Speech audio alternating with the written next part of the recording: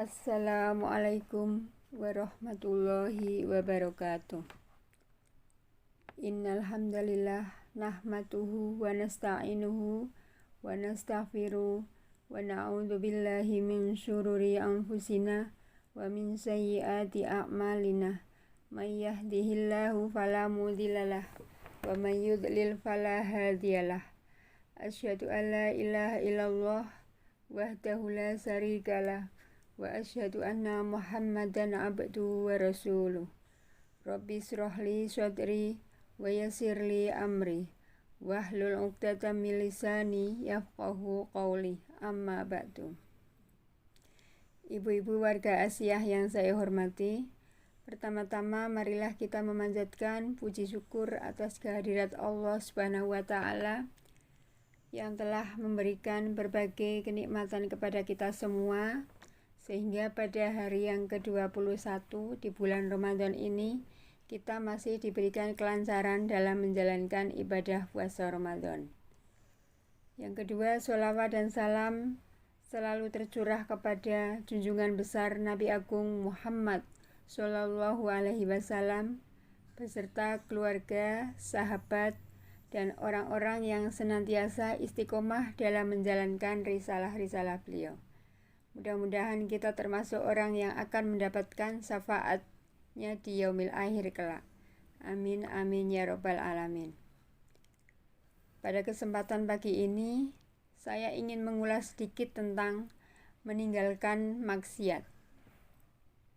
Rasulullah bersabda, barang siapa meninggalkan maksiat terhadap Allah karena takut kepada Allah, maka ia akan mendapatkan keridhaannya. Hadis riwayat Abu Ya'li. Dan meninggalkan maksiat bukan suatu perkara yang gampang. Ia lebih berat daripada mengerjakan ketaatan atau menjalankan apa yang diperintah Allah dan Rasulullah. Maka kita harus berusaha sekuat tenaga untuk bisa meninggalkan kemaksiatan tersebut. Sebab kita akan dimintai pertanggungjawaban.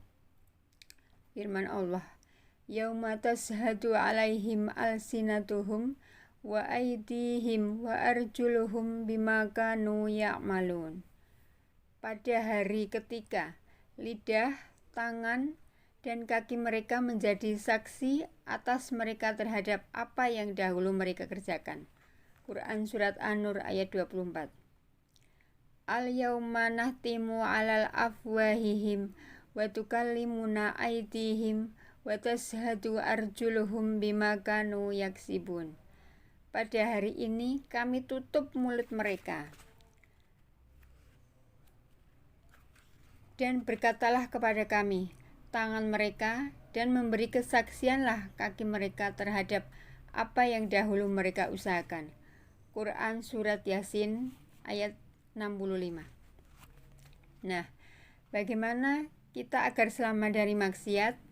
Maka berikut ikhtiar yang harus kita lakukan. Yang pertama adalah menjaga mata. Peliharalah mata dari menyaksikan pemandangan yang diharamkan. Atau hindari atau minimal kurangi, lalu pelan-pelan tinggalkan melihat gambar-gambar yang bisa membangkitkan hawa nafsu. Termasuk di dalamnya adalah menjaga agar mata tidak memandang orang lain dengan pandangan rendah atau menghina dan melihat aib orang lain. Yang kedua adalah menjaga telinga.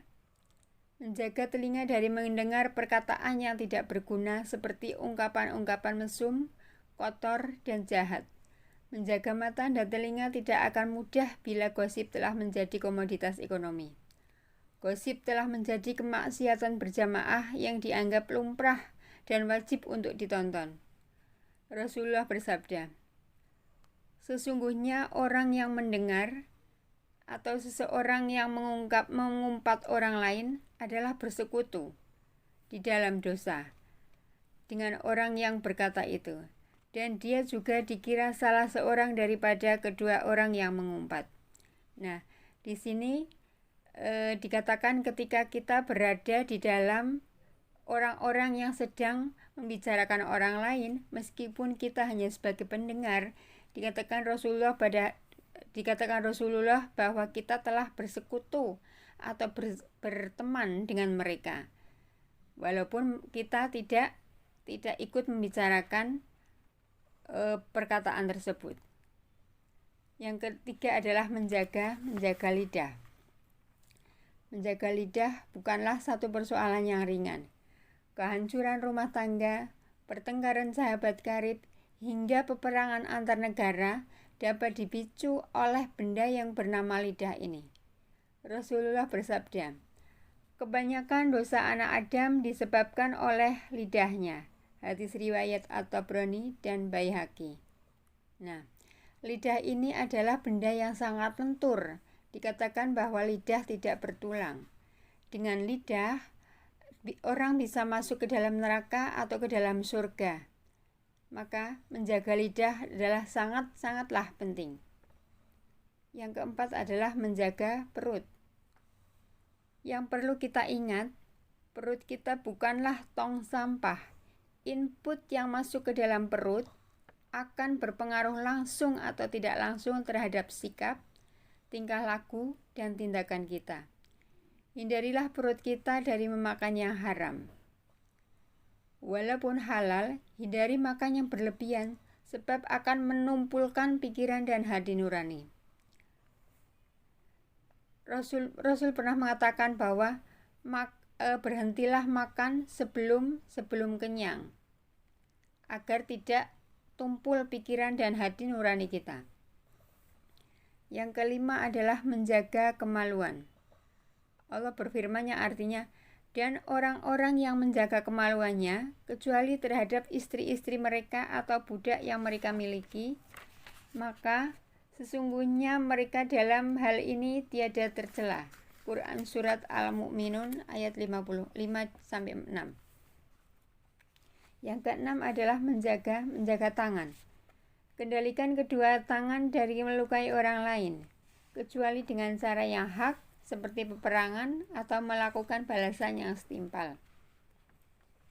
Yang ketujuh adalah menjaga kaki. Memelihara kedua kaki dari berjalan ke tempat yang diharamkan Allah, atau berjalan menuju kelompok orang atau penguasa yang zalim tanpa ada alasan darurat. Sikap dan tindakan ini dianggap menghormati kezaliman mereka, sedangkan Allah menyuruh orang berpaling dari orang zalim. Wala tarkanu illal ladzina dzalamu fatamassakumun nar wa ma lakum min dunillahi min auliya tsumma la tunsurun. Dan janganlah kamu cenderung kepada orang-orang yang zalim, yang menyebabkan kamu disentuh oleh api neraka. Dan sekali-kali kamu tiada mempunyai seorang penolong pun selain daripada Allah. Kemudian kamu tidak akan diberi pertolongan. Quran Surat Hud ayat 113. Demikianlah kultum dari saya, mudah-mudahan bermanfaat. Billahi taufiq wal hidayah. Wassalamualaikum warahmatullahi wabarakatuh.